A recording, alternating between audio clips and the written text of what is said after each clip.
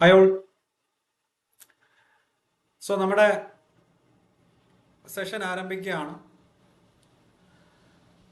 Panchayat Raj committees, ഏറ്റവും പ്രധാനമായിട്ടും ബൽവന്ത് റായ് മേത്ത കമ്മിറ്റിയും അശോക് മേത്ത കമ്മിറ്റിയും ഒക്കെയാണ് നമുക്കിവിടെ ഡിസ്കസ് ചെയ്യാനുള്ളത്.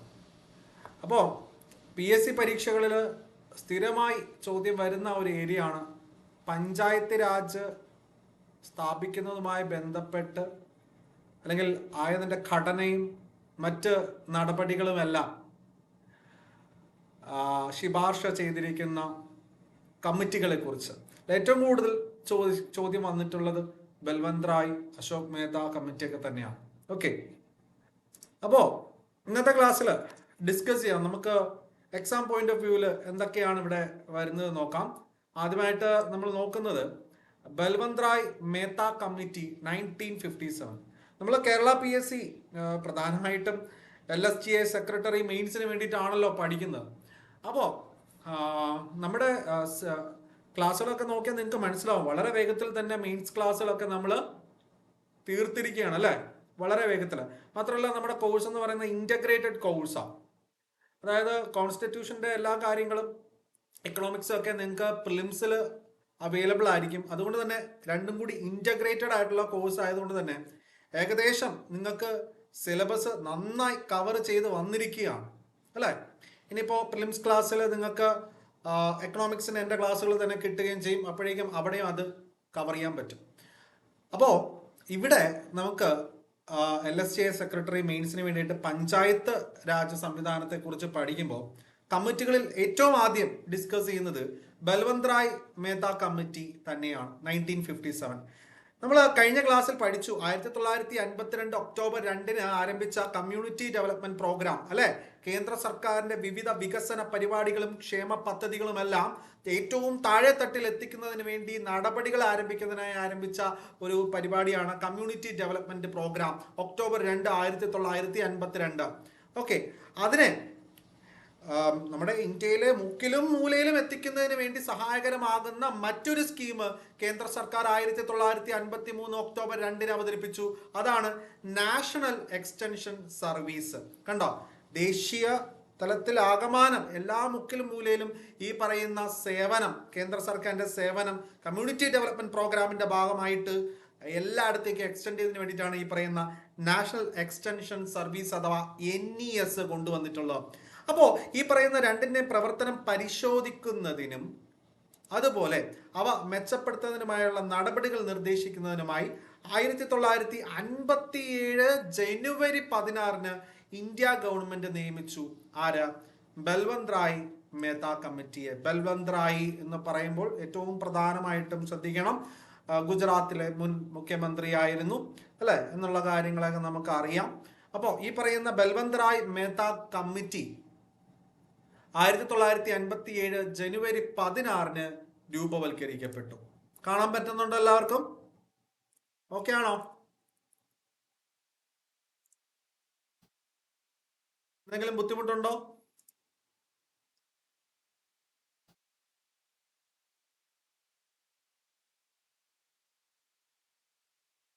ഓക്കെ ആണോ? അപ്പോ ശ്രദ്ധിക്കണം, ഏറ്റവും പ്രധാനമായിട്ടും ശ്രദ്ധിക്കണം. നമ്മളിപ്പോ ബൽവന്ത് റായിയെ കുറിച്ച് പഠിക്കുമ്പോൾ, ബൽവന്ത് റായ് മേത്ത കമ്മിറ്റിയെ കുറിച്ച് പഠിക്കുമ്പോൾ നാളെ കാലത്തെ PSCയുടെ ക്വസ്റ്റ്യൻ ഇങ്ങനെ ആയിരിക്കും. 1957 കമ്മ്യൂണിറ്റി ഡെവലപ്മെന്റ് പ്രോഗ്രാമിനെയും നാഷണൽ എക്സ്റ്റൻഷൻ സർവീസിനെയും പരിശോധിക്കുന്നതിന് വേണ്ടിയിട്ട് രൂപപ്പെട്ട ഒരു കമ്മിറ്റി, അതായത് പഞ്ചായത്ത് രാജ് സംവിധാനവുമായി ബന്ധപ്പെട്ട ഒരു കമ്മിറ്റിയാണ് 1957 രൂപപ്പെട്ടത്. അതിന്റെ അധ്യക്ഷൻ ബൽവന്ത് റായ് മേത്തയാണ് അല്ലെ, ബൽവന്ത് റായ് മേത്ത. മാത്രമല്ല ബൽവന്ത് റായ് മേത്ത ഗുജറാത്തിന്റെ രണ്ടാമത്തെ മുഖ്യമന്ത്രിയായിരുന്നു. 1965 ഇൻഡോ പാക് വാറുമായി ബന്ധപ്പെട്ട് പാകിസ്ഥാന്റെ വ്യോമാക്രമണത്തിൽ കൊല്ലപ്പെട്ടു പോയ മുഖ്യമന്ത്രി കൂടിയാണ്, അല്ലെങ്കിൽ വ്യക്തി കൂടിയാണ് ബൽവന്ത് റായ് മേത്ത എന്നുള്ളത് ഓർത്തിരിക്കണം. ഓക്കെ, അദ്ദേഹം മുഖ്യമന്ത്രി ആയിരിക്കുകയാണ് ഇത് സംഭവിച്ചത്. അപ്പൊ അദ്ദേഹത്തെയാണ് എന്തെന്ന് പറയുന്നത്, പഞ്ചായത്ത് രാജിന്റെ ആർക്കിടെക്റ്റ് ആയിട്ട് കൺസിഡർ ചെയ്യുന്നത് അദ്ദേഹത്തെയാണ്. പഞ്ചായത്ത് രാജ് സംവിധാനത്തിന്റെ ആർക്കിടെക്റ്റ് എന്ന് പറയുന്നത് തന്നെ ആരാണ്?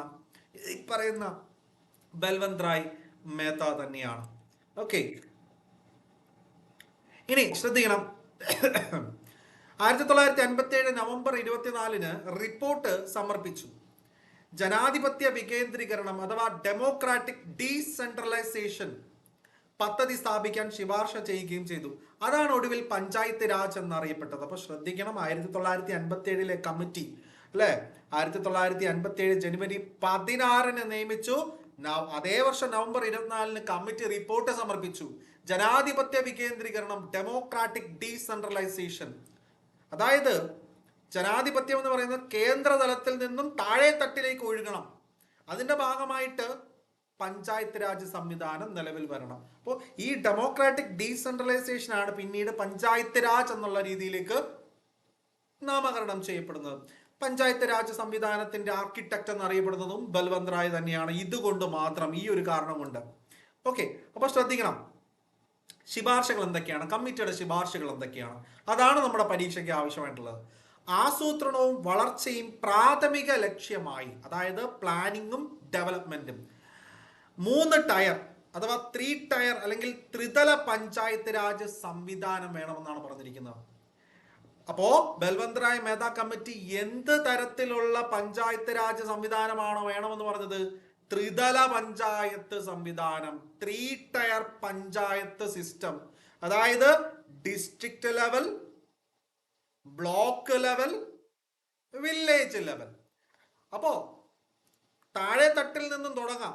അതായത് ഡിസ്ട്രിക്ട് ലെവൽ അഥവാ ഗ്രാമപഞ്ചായത്തിൽ നേരിട്ടുള്ള തെരഞ്ഞെടുപ്പ് നടത്തണമെന്നാണ് കമ്മിറ്റി ശുപാർശ ചെയ്തത്. നേരിട്ടുള്ള തെരഞ്ഞെടുപ്പ് നടത്തണമെന്നാണ് കമ്മിറ്റി ശുപാർശ ചെയ്തത്. ഇനി പഞ്ചായത്ത് സമിതി, അതായത് ബ്ലോക്ക് പഞ്ചായത്ത്, ബ്ലോക്ക് ലെവലിൽ ഗ്രാമ ലെവലിന്റെയും ജില്ലാ ലെവലിന്റെയും ഇടയിലുള്ള ബ്ലോക്ക് ലെവൽ, ബ്ലോക്ക് പഞ്ചായത്ത് വിളിച്ചിരുന്നത് പഞ്ചായത്ത് സമിതി എന്നാണ്. പഞ്ചായത്ത് സമിതി എന്ന പേരാണ് ബ്ലോക്ക് പഞ്ചായത്തിന് കൊടുത്തിരുന്നത്. അപ്പോ പഞ്ചായത്ത് സമിതിയിൽ അല്ലെങ്കിൽ ബ്ലോക്ക് പഞ്ചായത്തിൽ പരോക്ഷ തെരഞ്ഞെടുപ്പ്, ദാറ്റ് മീൻസ് പ്രത്യക്ഷമല്ലാത്ത ഇൻഡയറക്റ്റ് എലക്ഷൻ ആണ് പറഞ്ഞിരുന്നത്. അപ്പൊ ശ്രദ്ധിക്കണം, ഗ്രാമപഞ്ചായത്തിൽ ഡയറക്റ്റ് എലക്ഷൻ അഥവാ നേരിട്ടുള്ള തെരഞ്ഞെടുപ്പ്, ബ്ലോക്ക് പഞ്ചായത്ത് അഥവാ പഞ്ചായത്ത് സമിതിയിൽ നേരിട്ടല്ലാതെയുള്ള ഇൻഡയറക്റ്റ് എലക്ഷൻ. ഇനി ജില്ലാ പഞ്ചായത്ത്, ഏറ്റവും മേൽത്തട്ടിലുള്ള ജില്ലാ പഞ്ചായത്ത്, ഡിസ്ട്രിക്ട് പഞ്ചായത്ത്, അവിടെയും ഈ പറയുന്ന ഇൻഡയറക്റ്റ് എലക്ഷൻ, പരോക്ഷ തെരഞ്ഞെടുപ്പാണ് നടത്തപ്പെടേണ്ടത്. മറ്റൊന്നുമല്ല, ഏറ്റവും താഴെത്തട്ടിൽ ജനങ്ങളാൽ തെരഞ്ഞെടുക്കപ്പെടുന്ന വ്യക്തികളിൽ നിന്നും അവർ തീരുമാനിക്കും. ആ ജനങ്ങളാൽ തെരഞ്ഞെടുക്കപ്പെട്ട ഗ്രാമപഞ്ചായത്ത് ലെവലിൽ ജനങ്ങളാൽ തെരഞ്ഞെടുക്കപ്പെട്ട, നേരിട്ട് തെരഞ്ഞെടുക്കപ്പെട്ടിരിക്കുന്ന പ്രതിനിധികൾ തീരുമാനിക്കും ആരൊക്കെ പഞ്ചായത്ത് സമിതിയിൽ വരണം. അവിടുന്ന് പഞ്ചായത്ത് സമിതിയിലുള്ളവർ തീരുമാനിക്കും ആരൊക്കെ ജില്ലാ പഞ്ചായത്ത് ഇതിൽ വരണം എന്നുള്ളത്. ഓക്കെ, അപ്പൊ അതാണ് ഇവിടുത്തെ ഒരു കാര്യം എന്ന് പറയുന്നത്. മാത്രമല്ല, ജില്ലാ കളക്ടർ എന്ന് പറയുന്നത് ജില്ലാ പഞ്ചായത്തിന്റെ ചെയർമാൻ ആയിരിക്കണമെന്നാണ് കമ്മിറ്റി ശുപാർശ ചെയ്തത്. അപ്പോൾ കളക്ടറിന് ഇവിടെ പ്രാധാന്യമുണ്ട്. ജില്ലാ പഞ്ചായത്തിന്റെ ചെയർമാൻ സ്ഥാനം കളക്ടറിന് കൊടുക്കണം. മാത്രമല്ല, ഈ പറയുന്ന പഞ്ചായത്ത് സമിതി അഥവാ ബ്ലോക്ക് പഞ്ചായത്ത് ഒരു എക്സിക്യൂട്ടീവ് ബോഡി ആയിരിക്കണം. അതായത് നമ്മള് കാര്യങ്ങൾ പറഞ്ഞാൽ ശ്രദ്ധിക്കണം, നമ്മള് താഴെത്തട്ട് ഗ്രാമപഞ്ചായത്ത്, അതിനു മേലെ ബ്ലോക്ക് പഞ്ചായത്ത് അഥവാ പഞ്ചായത്ത് സമിതി, അതിനു മേലെ ജില്ലാ പഞ്ചായത്താണ്. ജില്ലാ പഞ്ചായത്ത് എന്ത് ചെയ്യുന്നു അറിയാമോ? ഈ പറയുന്ന നയങ്ങൾ, രൂപവൽക്കരിക്കപ്പെട്ട നയങ്ങൾ കൃത്യമായിട്ട്, പദ്ധതികളും മറ്റുമെല്ലാം കൃത്യമായിട്ട് താഴ്ത്തട്ടിൽ നടക്കുന്നുണ്ടോ എന്നുള്ള കാര്യം സൂപ്പർവൈസ് ചെയ്യുകയും, അതുപോലെ തന്നെ ഈ പറയുന്ന പദ്ധതികൾക്ക് നടപ്പിലാക്കുന്നതിന് വേണ്ടിയിട്ടുള്ള കാര്യമായ ഉപദേശങ്ങൾ താഴെ തട്ടിലേക്ക് നൽകുന്നതിന് വേണ്ടിയിട്ടാണ് ജില്ലാ പഞ്ചായത്ത് നിലനിന്നത്. ആ ജില്ലാ പഞ്ചായത്തിന്റെ ചെയർമാൻ ആരാ? ഡിസ്ട്രിക്ട് കളക്ടർ തന്നെയാണ്. താഴെത്തട്ടിൽ പഞ്ചായത്ത് സമിതി അഥവാ ബ്ലോക്ക് പഞ്ചായത്തിന്റെ രീതി എന്തായിരുന്നെന്ന് അറിയാമോ?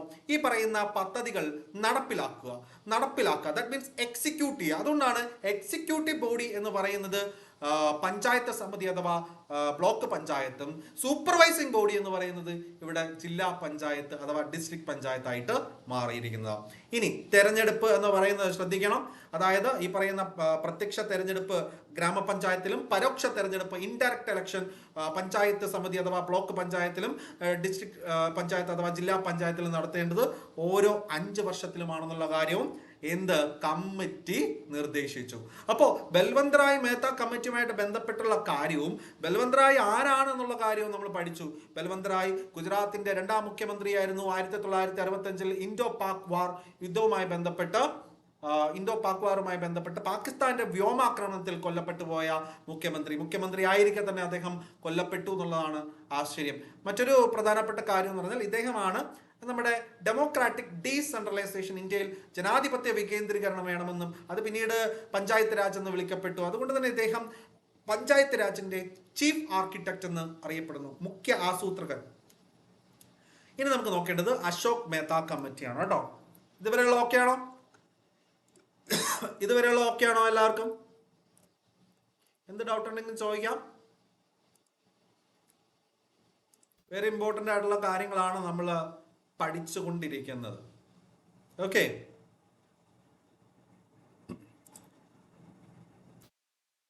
എന്തെങ്കിലും ഡൗട്ട് ഉണ്ടെങ്കിൽ ചോദിക്കാം. അത് പഞ്ചായത്ത് രാജ് നമുക്ക് വേണം. ഈ പറയുന്ന തദ്ദേശ സ്വയംഭരണ വകുപ്പിലേക്കുള്ള സെക്രട്ടറി പോസ്റ്റ് ആണല്ലോ. അപ്പൊ സ്വാഭാവികമായിട്ട് നമ്മൾ നന്നായിട്ട് പഠിച്ചില്ല എന്നുണ്ടെങ്കിൽ നമുക്കത് യൂസ്ഫുൾ ആവാതെ പോവും, അല്ലെങ്കിൽ നമ്മുടെ പഠനം തന്നെ ഈ ഒരു ഇതുമായിട്ട് ബന്ധപ്പെട്ടാണ് നിൽക്കുന്നത്. ഓക്കെ ആണോ?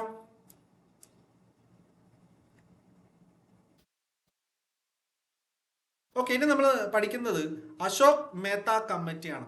അപ്പൊ അശോക് മേത്ത കമ്മിറ്റി 1957 ബൽവന്ത് റായ്, അതിനുശേഷം 20 ഇയേഴ്സിന് ശേഷം അശോക് മേത്തയെ അധ്യക്ഷനാക്കിക്കൊണ്ട് ജനതാ ഗവൺമെന്റ് എന്ന് പറയുമ്പോൾ എന്താ പറയാ, ഇന്ദിരാഗാന്ധിയുടെ ഇന്ത്യൻ നാഷണൽ കോൺഗ്രസിനെ പരാജയപ്പെടുത്തിക്കൊണ്ട് 1977 കേന്ദ്രത്തിൽ ജനതാ ഗവൺമെന്റ് രൂപവൽക്കരിക്കപ്പെട്ടു. അതിന്റെ പ്രൈം മിനിസ്റ്റർ, ആ ഒരു പ്രധാനമന്ത്രി സ്ഥാനം മൊറാർജി ദേശായി ആയിരുന്നു അല്ലെ, അദ്ദേഹത്തിനാണ് കിട്ടിയത്. അപ്പൊ അദ്ദേഹം ഒരു കമ്മിറ്റിയെ രൂപവൽക്കരിച്ചു. ആ കമ്മിറ്റിയുടെ അധ്യക്ഷൻ അശോക് മേത്തയാണ്. അശോക് മേത്ത എന്ന് പറഞ്ഞു കഴിഞ്ഞാൽ അദ്ദേഹം കോൺഗ്രസ് സോഷ്യലിസ്റ്റ് പാർട്ടിയുമായി ബന്ധപ്പെട്ട് നിന്ന ഒരു വ്യക്തിയാണ്. വളരെ പേരുകേട്ട വ്യക്തിയാണ് അശോക് മേത്ത എന്ന് പറയുന്നത്. അപ്പോ എന്താ പറയാ, അദ്ദേഹം ഗുജറാത്തുകാരൻ തന്നെയാണ്. കോൺഗ്രസ് സോഷ്യലിസ്റ്റ് പാർട്ടി CSP എന്ന് പറയും, അതുമായി ബന്ധപ്പെട്ട് നിൽക്കുന്ന ഒരു വ്യക്തിയാണ്. അദ്ദേഹത്തെ അധ്യക്ഷ സ്ഥാനത്തേക്ക് കൊണ്ടുവന്നു. അപ്പോൾ നമുക്ക് പഠിക്കേണ്ട കാര്യം എന്ന് പറയുന്നത്, ഇദ്ദേഹത്തിന്റെ കമ്മിറ്റി 1977 ഡിസംബറിൽ പഞ്ചായത്ത് രാജ് സ്ഥാപനങ്ങളെ കുറിച്ച് പഠിക്കുന്നതിനായി, അതായത് committee appointed to study panchayat raj institutions in India, അങ്ങനെയാണ് നമ്മൾ പറയുന്നത്. A committee appointed to study the panchayat raj institutions PRIs in India എന്നുള്ളതായിരുന്നു. അതിനു വേണ്ടിയിട്ട് ഈ പറയുന്ന കമ്മിറ്റിയെ രൂപവൽക്കരിച്ചു. അപ്പൊ നമ്മൾ കഴിഞ്ഞ സെഷനിൽ കുറച്ചു മുന്നേ പഠിച്ചത് എന്താ, കമ്മ്യൂണിറ്റി ഡെവലപ്മെന്റ് പ്രോഗ്രാമിന്റെയും നാഷണൽ എക്സ്റ്റൻഷൻ സർവീസിന്റെയും കാര്യകാരണങ്ങൾ, അതിന്റെ നല്ല നടത്തിപ്പിനായിട്ട് ശുപാർശകൾ നൽകുന്നതിന് വേണ്ടിയിട്ട് അവതരിപ്പിക്കപ്പെട്ട കമ്മിറ്റിയാണ് 1957 ബൽവന്ത് റായ് മേത്ത കമ്മിറ്റി. ജനാധിപത്യ വികേന്ദ്രീകരണം പിന്നീട് പഞ്ചായത്ത് രാജ് എന്നറിയപ്പെട്ടു. ആ കാര്യങ്ങളൊക്കെ നമ്മൾ പക്കയാണ് അല്ലെ. ഇവിടെ നേരിട്ട് പഞ്ചായത്ത് രാജ് സ്ഥാപനങ്ങളെ കുറിച്ച് പഠിക്കുന്നതിന് വേണ്ടിയിട്ട്, തദ്ദേശ സ്വയംഭരണ സ്ഥാപനങ്ങളെ കുറിച്ച് പഠിക്കുന്നതിന് വേണ്ടിയിട്ടാണ് ഇത് അവതരിപ്പിച്ചിരിക്കുന്നത്. 1978 ആഗസ്റ്റിൽ രാജ്യത്തെ ദുർബലമായ പഞ്ചായത്ത് രാജ് സംവിധാനത്തെ പുനരുജ്ജീവിപ്പിക്കാനും ശക്തിപ്പെടുത്താനും 132 ശുപാർശകളുള്ള റിപ്പോർട്ട് സമർപ്പിച്ചു. 132 ശുപാർശകൾ നമുക്ക് പഠിക്കേണ്ട, ആവശ്യമുള്ളത് മാത്രം മതി. അതിന്റെ പ്രാഥമിക ശുപാർശകളിൽ ദ്വിതല പഞ്ചായത്ത് ഘടന, പതിവ് സോഷ്യൽ ഓഡിറ്റുകൾ എന്നിവ ഉൾപ്പെടുന്നു. ശ്രദ്ധിക്കണം, ബൽവന്ത് റായ് മേത്ത കമ്മിറ്റി പറഞ്ഞിരിക്കുന്നത് ത്രിതല പഞ്ചായത്ത് സംവിധാനം, 3 ടയർ പഞ്ചായത്ത് സിസ്റ്റം ആണ് പറഞ്ഞത്. District level, block level, village level. ഇത് ദ്വിതല, that means 2 tier panchayat system. അതുപോലെ തന്നെ സോഷ്യൽ ഓഡിറ്റ്. എന്താണ് സോഷ്യൽ ഓഡിറ്റ് എന്ന് പറയുന്നത്? സ്വാഭാവികമായിട്ടും നമ്മളെ ഈ പഞ്ചായത്തുകളിൽ മറ്റുമെല്ലാം നടത്തപ്പെടുന്ന പദ്ധതികൾ കൃത്യമായി ഓഡിറ്റ് ചെയ്യുക. അല്ലെ? സർക്കാരിന്റെ ഭാഗമായിട്ട് പദ്ധതി ഇത്ര ശതമാനമായപ്പോൾ ഇത്ര ഫണ്ട് ചെലവാക്കപ്പെട്ടു തുടങ്ങി ഒട്ടനവധി കാര്യങ്ങൾ. അത് യഥാർത്ഥ ബെനിഫിഷ്യറീസ് ഗുണഭോക്താക്കളിലേക്കാണോ ആ പദ്ധതിയുടെ അല്ലെങ്കിൽ ക്ഷേമ പദ്ധതികളുടെ ഗുണം ലഭിക്കുന്നത് തുടങ്ങിയുള്ള കാര്യങ്ങൾ ചെക്ക് ചെയ്യുന്നതിന് വേണ്ടിയിട്ടുള്ള പതിവ് സോഷ്യൽ ഓഡിറ്റ് എന്നിവ ശുപാർശ ചെയ്തു. ശ്രദ്ധിക്കണം, എപ്പോഴും PSC ചോദിക്കുന്നതാണ്. ഈ കമ്മിറ്റിയിൽ ഉൾപ്പെട്ട മലയാളി EMS നമ്പൂതിരിപ്പാട് ജനതാ ഗവൺമെന്റിന്റെ കാലാവധി പൂർത്തിയാക്കുന്നതിന് മുമ്പുള്ള പതനത്തെ തുടർന്ന് എല്ലാവർക്കും അറിയാം 77, 79 ആ ഒരു കാലഘട്ടത്തിൽ ജനതാ ഗവൺമെന്റിന്റെ ഭാഗമായിട്ട് പ്രധാനമന്ത്രി സ്ഥാനത്തേക്ക് മൊറാർജി ദേശായി വന്നു. അതിനുശേഷം ചരൺ സിംഗ് വന്നു, നിലനിന്നില്ല, പാളീസായി അല്ലെ. 1980 തെരഞ്ഞെടുപ്പിൽ വീണ്ടും ഇന്ദിരാഗാന്ധി വമ്പിച്ച ഭൂരിപക്ഷത്തോടു കൂടി ഇന്ത്യൻ നാഷണൽ കോൺഗ്രസ് അധികാരത്തിൽ വരികയാണ്. അപ്പോൾ അശോക് മേത്ത കമ്മിറ്റിയുടെ നിർദ്ദേശങ്ങൾ ദേശീയ തലത്തിൽ നടപ്പായില്ല. എന്നാൽ ബൽവന്ത് റായ് മേത്ത കമ്മിറ്റിയുടെ ശുപാർശകളാണ് കൂടുതലും നമ്മുടെ സംസ്ഥാന തലങ്ങളിലൊക്കെ അംഗീകരിക്കപ്പെട്ടിട്ടുള്ളത്. എന്നിരുന്നാൽ കൂടിയിട്ടും ഈ രണ്ട് കമ്മിറ്റികളും ഇനി പഠിക്കാൻ പോകുന്ന കമ്മിറ്റികളുടെയൊക്കെ ശുപാർശകൾ ഏറ്റവും മികച്ച രീതിയിൽ അതിൻ്റെ പോസിറ്റീവായിട്ടുള്ള കാര്യങ്ങൾ എടുത്തുകൊണ്ടാണ് നമ്മളെ രാജ്യത്ത് പഞ്ചായത്ത് രാജ് സംവിധാനത്തിന് ഭരണഘടനാ പദവി നൽകിക്കൊണ്ട് നമ്മളത് മുന്നേ അതിനുശേഷം പഠിക്കും. അതവിടെ ഇരിക്കട്ടെ. നമുക്ക് എന്തായാലും അശോക് മേത്ത കമ്മിറ്റിയുടെ ശുപാർശകളെ കുറിച്ച് പഠിക്കാം.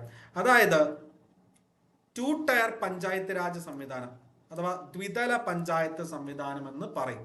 അതായത് മേൽത്തട്ടിൽ ജില്ലാ പഞ്ചായത്ത്, ഓക്കെ, മേൽത്തട്ടിൽ ജില്ലാ പഞ്ചായത്ത്, താഴെത്തട്ടിൽ മണ്ഡൽ പഞ്ചായത്ത്. അതായത് 15,000 മുതൽ 20,000 വരെ ജനസംഖ്യയുള്ള ഗ്രാമങ്ങളുടെ ഒരു ശേഖരമാണ് മണ്ഡൽ പഞ്ചായത്ത് എന്ന് പറയുന്നത്. അപ്പൊ ശ്രദ്ധിക്കണം, ത്രിതല panchayat 3 tyre system Balwant Rai Mehta committee report ശുപാർശ ചെയ്തു.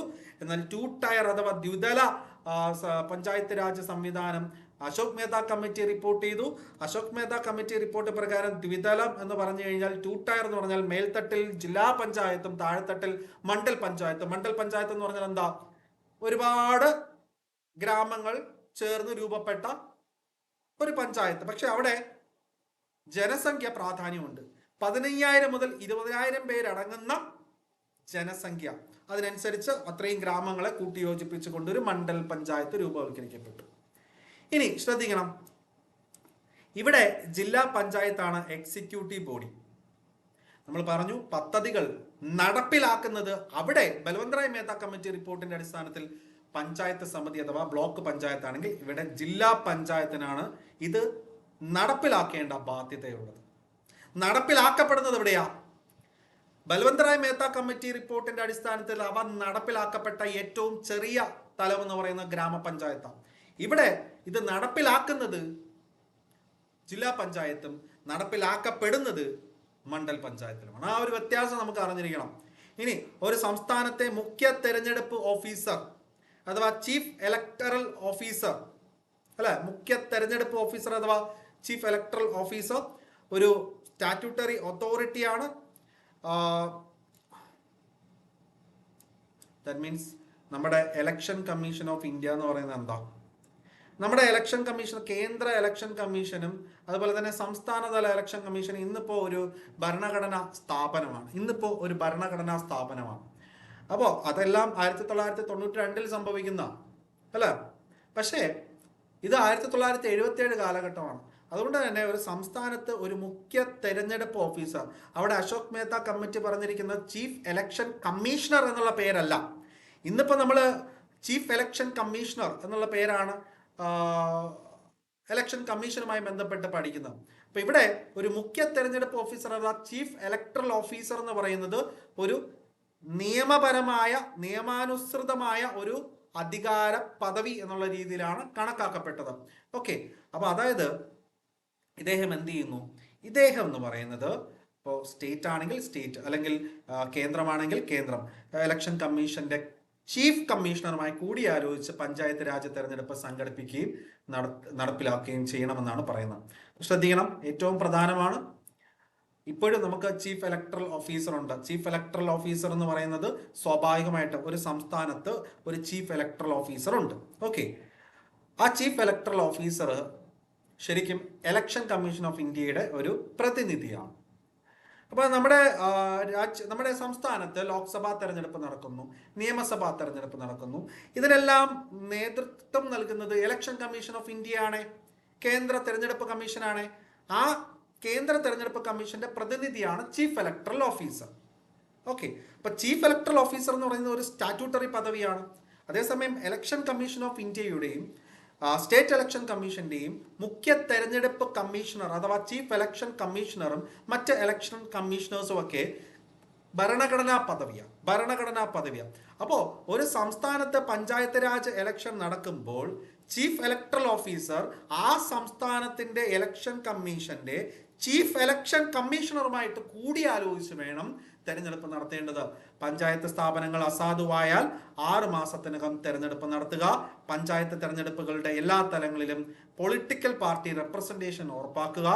സ്വന്തം സാമ്പത്തിക സ്രോതസ്സുകൾ സമാഹരിക്കുന്നതിന് പഞ്ചായത്ത് രാജ് സംഘടനകൾക്ക് നിർബന്ധിത നികുതി ചുമത്തൽ അധികാരം ഉണ്ടാകും.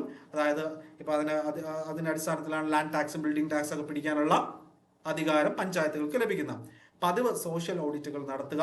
പഞ്ചായത്ത് വകുപ്പ് മന്ത്രി, അതായത് ആദ്യമായിട്ട് ഒരു പഞ്ചായത്ത് വകുപ്പിനായി ഒരു മിനിസ്റ്റർ അഥവാ മന്ത്രി വേണമെന്ന് അഭിപ്രായപ്പെട്ട കമ്മിറ്റിയാണ് അശോക് മേത്ത കമ്മിറ്റി. UPSC ചോദ്യമാണ്, കേരള PSCയിലും ചോദിച്ചിട്ടുണ്ട്. SC/ST വിഭാഗത്തിൽ നിന്നുള്ളവർക്കായി സീറ്റുകൾ, ഇവിടെ ശ്രദ്ധിക്കണം, SC/ST വിഭാഗത്തിലുള്ളവർക്കായി സീറ്റുകൾ റിസർവ് ചെയ്യുക. ന്യായ പഞ്ചായത്തുകളെ വികസന പഞ്ചായത്തുകളിൽ നിന്നും വേറിട്ട് നിർത്തണം. യോഗ്യതയുള്ള ജഡ്ജിമാരെ ന്യായ പഞ്ചായത്തിൽ നിയമിക്കണം. അതായത് നമ്മുടെ രാജ്യത്ത്, നമ്മുടെ കേരളത്തിലൊന്നും ഇല്ല, പക്ഷേ അങ്ങ് ഉത്തരേന്ത്യയിലും മറ്റുമൊക്കെ ന്യായ പഞ്ചായത്തുകൾ രൂപപ്പെട്ടിരുന്നു. പഞ്ചായത്ത് രാജ് സംവിധാനത്തിന്റെ ഭാഗമായിട്ടാകരുത് ന്യായ പഞ്ചായത്തുകൾ എന്ന ശുപാർശ അശോക് മേത്ത കമ്മിറ്റി കൊടുത്തു.